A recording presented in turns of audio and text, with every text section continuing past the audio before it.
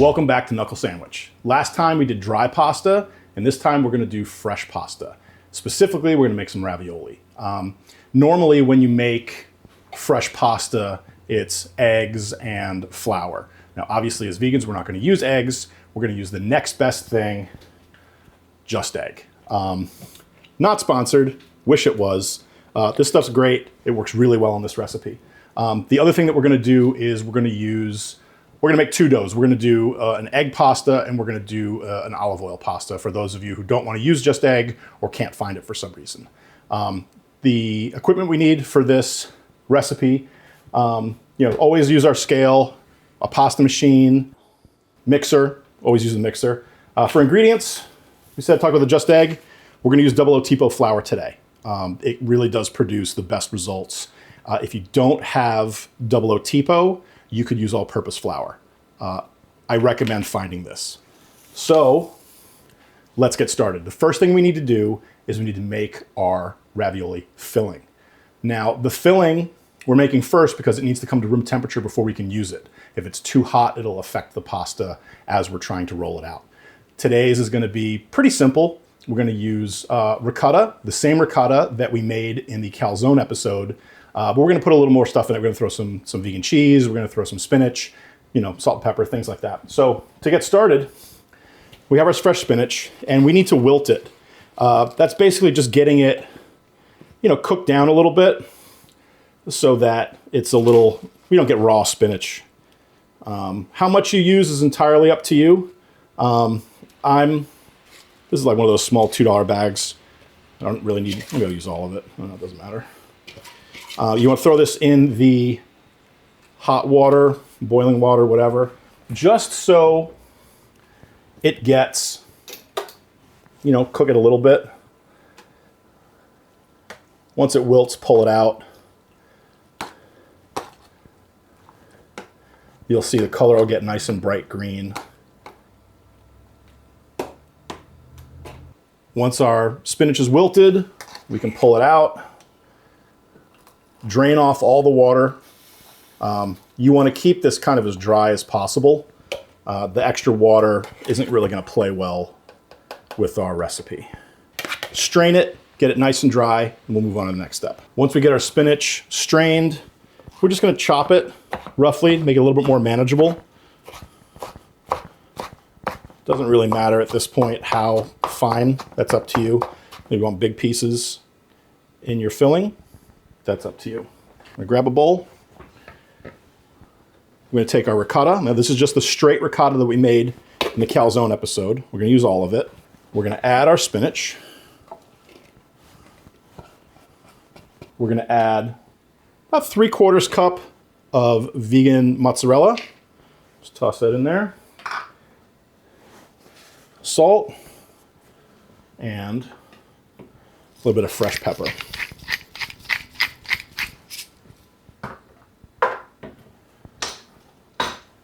And we'll just mix it up. Get it nice and incorporated.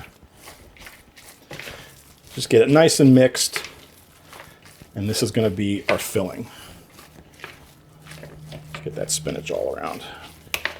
All right, looks pretty good. All right, so we're going to move on to our pasta dough. So let's start with our egg pasta. We're going to do about 2 cups of 00 Tipo flour, which is about 250 grams.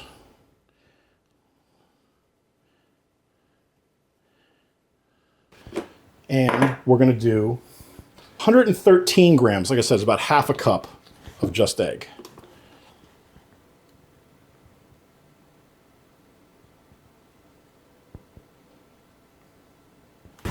So we are going to do what's called the well method. Please use a stand mixer if you don't want to do this. This is actually unnecessary.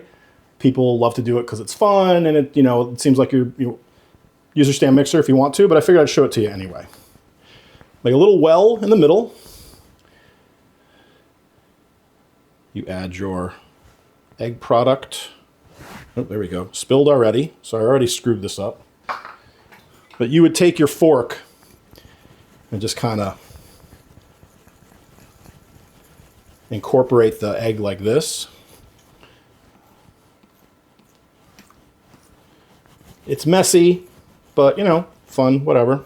I think the original idea of the reason why people did it this way is because it's supposed to have less lumps in the final product. I've never found that to be true with a difference, you know, using the stand mixer. But,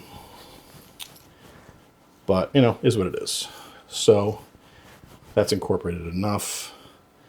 And then we basically get in there with our hands and we start incorporating it all, mixing it in. Now we're making less dough than we would if we were making dry pasta because we're going to roll this out very thin. So it goes a lot further. You don't have to make as much. And you see it's kind of coming a little more cohesive. I should have brought my bench scraper, but it wouldn't be a knuckle sandwich unless I forgot a bunch of stuff. And we're going to do this for, I don't know, 8 minutes or so until it becomes nice and soft. If it seems like it's too dry, you could add a touch of water. And at that point, I would recommend just getting your hand wet. I wouldn't like add like, oh, a tablespoon or so, just get your hand wet and just sort of see what happens. See if it moistens it enough. And this looks like I probably will have to do that. So let me get my hand wet. And we're doing a standard kneading technique, kind of fold it in half, push it down.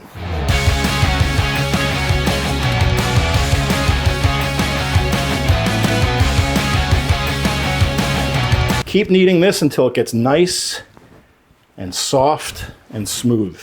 I ended up having to wet my hand twice, and you can't over knead it. So don't worry about that. Just kind of keep grinding away until it's soft.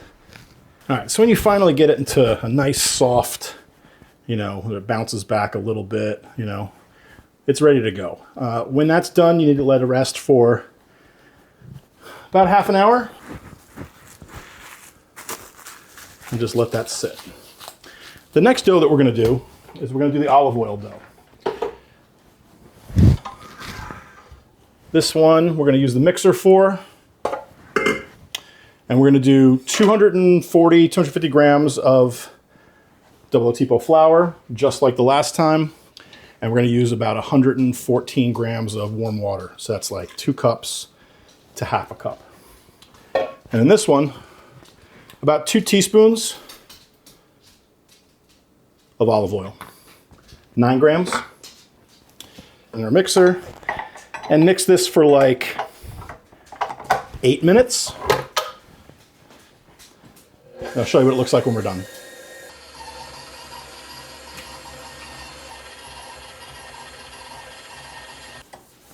All right, it's been about 8 minutes and the dough is nice and soft. You know, it springs back when you touch it. So we're gonna do the same thing with this one. Kind of roll it into a little ball. Put it in some cling film and let it rest for at least half an hour. I got a great vegan joke. Go ahead. Unfortunately, it's really cheesy. So our dough's been sitting for half an hour. It's ready to go. Now, if you're not going to use your dough right away, put it in the fridge for 24 hours. If you're going to do longer than that, make it later. So we're going to roll it out now and make it into raviolis. Like I said, it goes a long way. So let's take a little bit of our egg dough, and the rest of it we're going to keep wrapped so it doesn't dry out.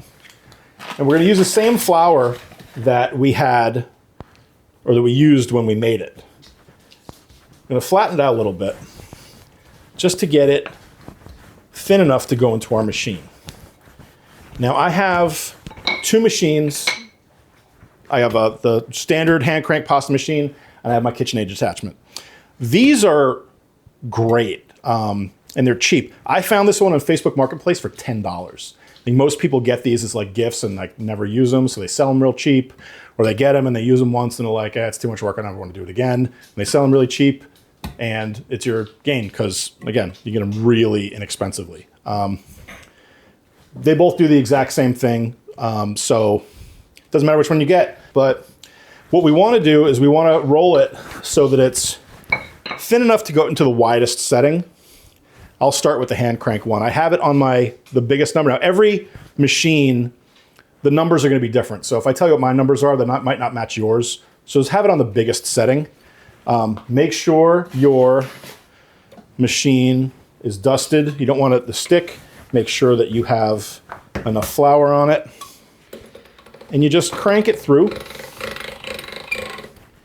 once, maybe twice.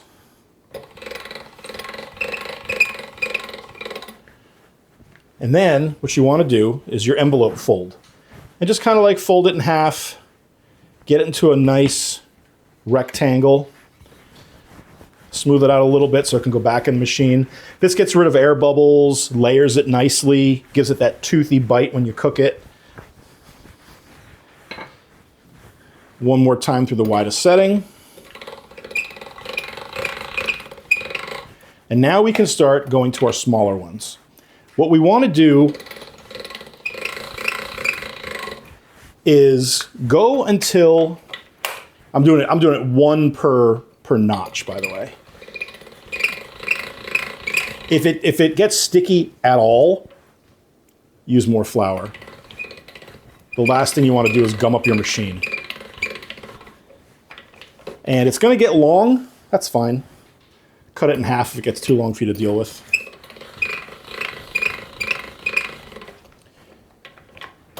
I'm on setting 4 now.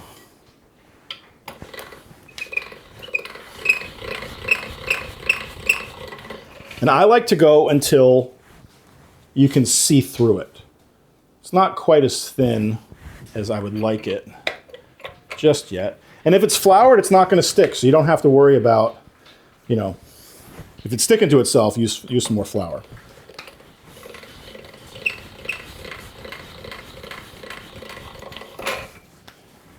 Look at it. I'm going to go one more.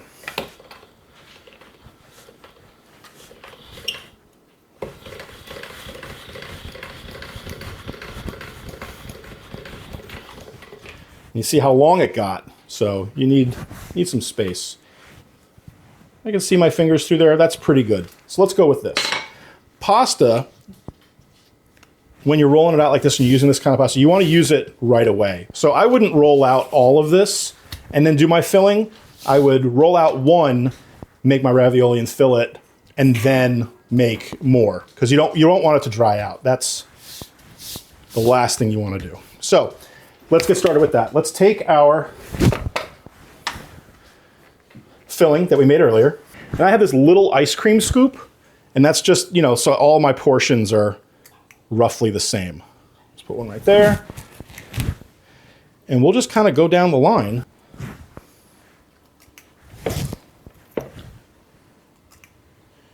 The stragglers. And what we want to do is get a little bit of water and just kind of run it down the edge. This is going to help it stick. And a little bit in between them.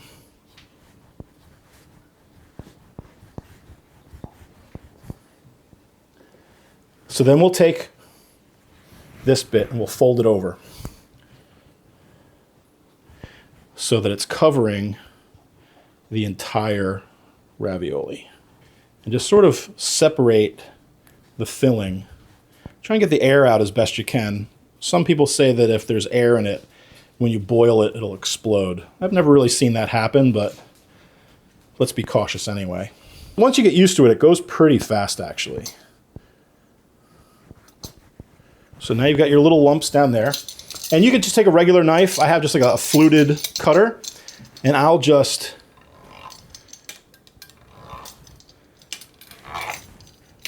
separate each one. And I might run down the edge on this one, which really seals it and makes it look nice. And you have your raviolis. Now, if you want to tighten them up a little bit, make them a little more less rectangular, which I recommend, you know, that's actually a lot better. So, you know, get in there and kind of clean them up.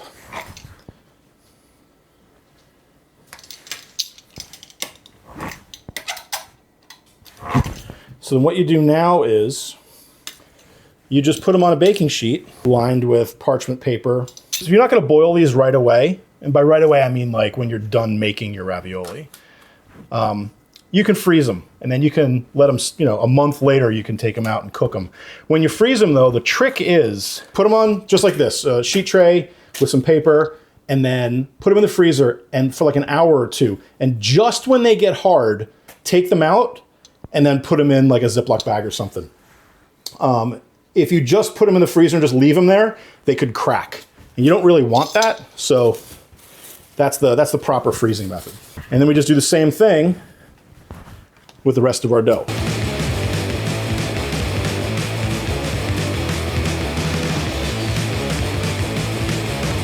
And you know, and this is one way to do it. This is kind of the easiest way, where you don't have to have like a lot of equipment or anything, but you can get like stamps and like fancy cutters. I'm going to use something kind of fun when we do our next one, just as a point of comparison. So you can see, you know, different ways to do it.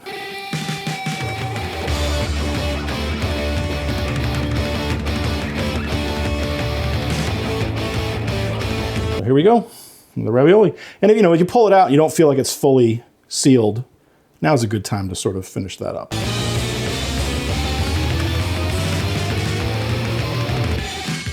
So one comment that I want to make is, you know, when you make one that's really, really long, kind of just fold it in half, cut it to size. So I've been folding it over, you know, like this. Take your pasta, you lay it out, and you do the same thing. You drop. Get our water. Can't forget that. You don't want it to not stick. You know, it's also really helpful in a situation like this is a spray bottle, you know, kind of thing. Just give the whole thing a couple squirts and you'll be good. You take this and just put it right on top. And then you do the same thing. I feel like this method wastes a little bit of dough, to be perfectly honest. I think you can do some cooler stuff with it, but you're using a lot more dough than you probably need to. But if you're looking for bigger ravioli, this might be the way to go. And there we go. So that's all of the egg pasta. Now let's go on to our olive oil pasta. And we're gonna do something a little bit different with this one. Pull it out. There we go. And this time we're gonna use the KitchenAid. I have this set on the largest setting.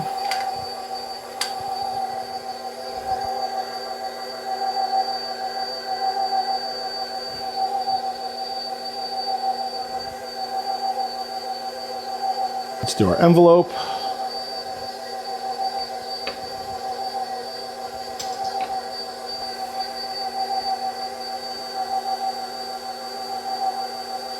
So yeah, you don't have to use the hand crank on this, but I don't find that it's a whole lot more efficient. It's a little helpful.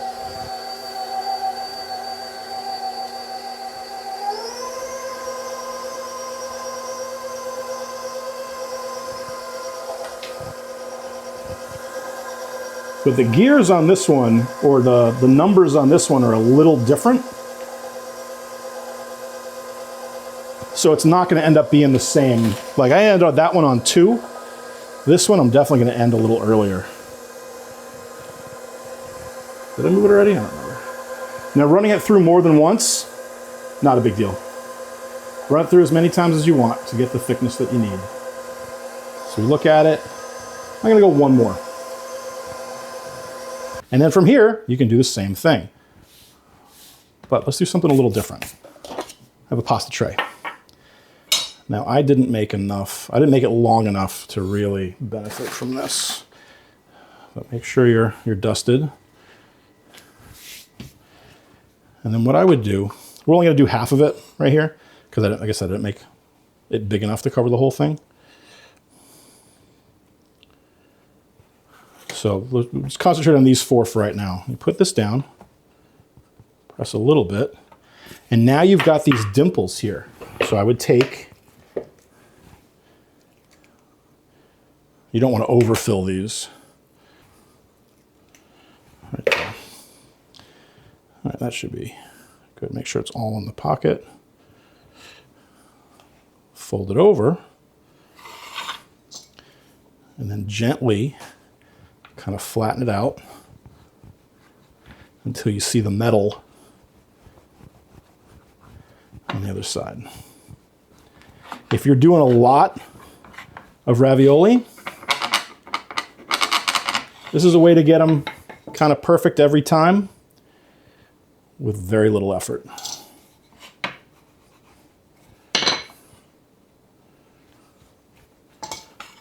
Fold them over, and there you go. Kind of these perfect little ravioli. This one didn't quite, but you can always fix it. I'm going to roll out the rest of these, and then we're going to cook them.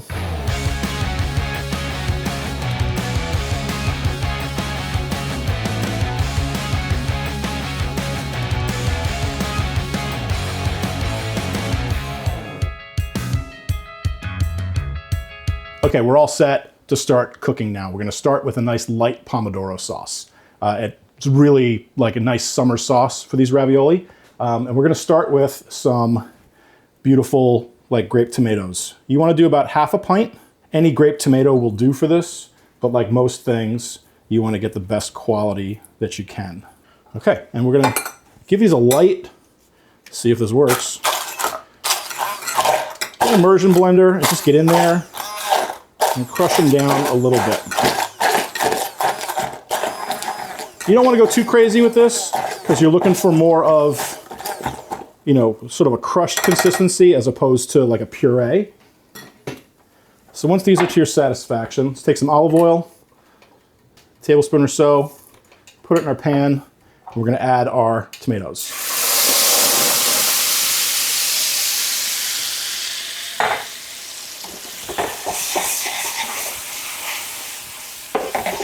And start cooking those down. You know, we've crushed them a little bit so they're going to cook really easily. And from there, we're going to add, I'm adding a pinch or so of Hing. You can use garlic powder or fresh garlic. And we're going to take a little bit of tomato puree, just a little bit, maybe a 1/4 cup at the most, just to get it a little bit more body.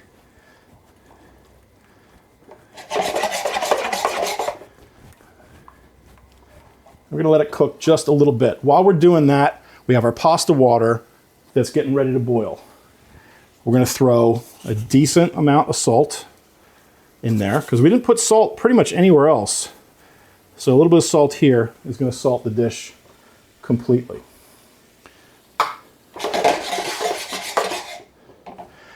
When you're dealing with fresh ravioli, it's so thin, you don't actually need to have a rolling boil.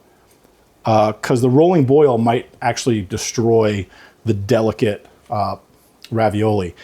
The difference between the egg ravioli and the olive oil ravioli in flavor, I mean, they taste a little different. I vastly prefer our just egg version. Gives it a little bit more flavor, but the other ones they're really, really nice. If you have a good quality olive oil, it'll come through. The other thing is, make sure you have some kind of strainer. You don't want to use a colander because, again, they're so delicate. When you kind of throw everything into a colander, you're kind of asking for everything to fall apart. And we don't want to do that. So our water's ready. It's just before a rolling boil. So we're going to start taking our pasta. And, we don't want to put too much in at one time. You don't want to overcrowd it. But here we go. Let's throw these in.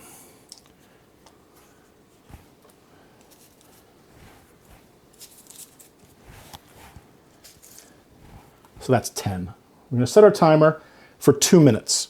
We were saying before that floating pasta is not really a thing. This should float pretty quick, and then we're going to give it like another minute or so. 2 minutes to 3 minutes is about as much as you could possibly want to cook this. Again, the pasta is really thin, and the inside Well, ricotta really doesn't need to be cooked at all, but you really just want to get it hot. So in the meantime, we can start throwing some fresh basil into our sauce. You know, the nice thing about these sauces are, once you get comfortable with making pan sauces like this, you're never going to buy jarred pasta sauce again. You don't need to. Most people over-sauce their pasta when all you really need is just a nice light coating in most circumstances. Put a little bit of fresh cracked pepper in it. A little bit of salt, just 'cause. And how you can tell that it's done, you pull one out, and you just want to like pinch a corner off of it, much like we did with the dry pasta, and you test it. So this is just about ready. So let's add a little bit of our pasta water, just a little bit, to our pan. And just incorporate that. And those starches are going to give it that really sticky, it's going to stick to the pasta really nicely with that. All right, now let's take our pasta, add it to our pan.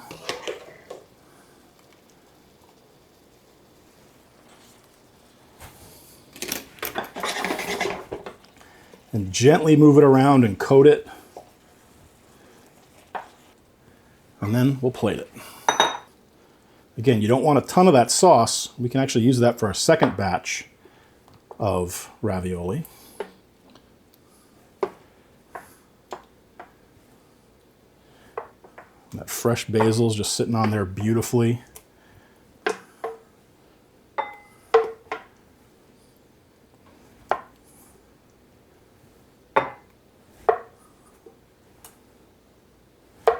And then last one.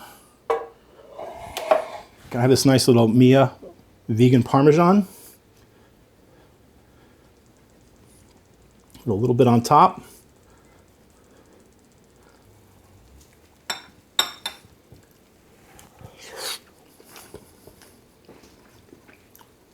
Absolutely delicious. I'm gonna eat this, and we're gonna make we're gonna use the olive oil pasta next with a new sauce. All right, let's get started on our second ravioli. This is gonna be a brown butter sage sauce. So we're gonna take our butter, I'm gonna throw it in the pan, and we're gonna let this brown. And what you're doing is you're cooking the solids down, and you're not burning them, you're just kind of toasting them. So let that get in there and brown. And as that's cooking down, and it's, you got, so fresh sage leaves smell like no other, toss some in there and let those fry. Get nice and crispy while the butter is browning. How much sage you put in is kind of entirely up to you. You might like more, you might like less. I like a little bit more, but we'll stop at that.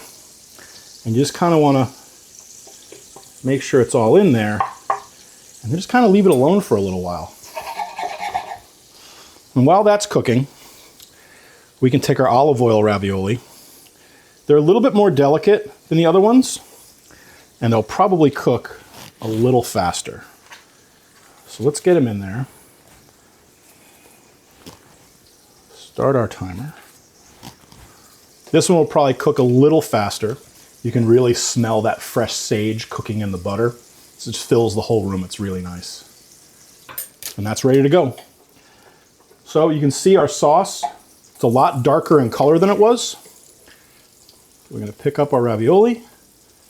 You don't really need the pasta water for this one, because the butter is going to do all the work.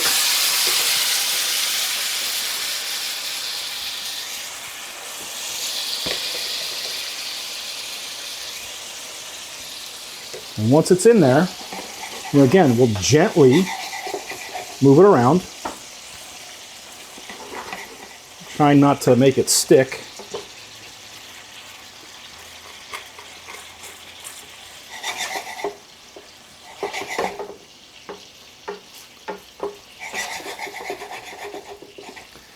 Just coat it nicely, and we'll add that to our bowl. All that beautiful sauce and sage leaves. Now the trick here is once you've done that, add a little bit of cold butter in there as well. Because cold butter and brown butter taste different, and it's a nice little contrast. So here we have our brown butter sage olive oil ravioli. So there you have it. 2 different kinds of ravioli, 2 different ways, both absolutely delicious and easy to do at home. So enjoy, follow the channel, like, subscribe, follow me on Patreon, and I can't wait to fight you in the comments.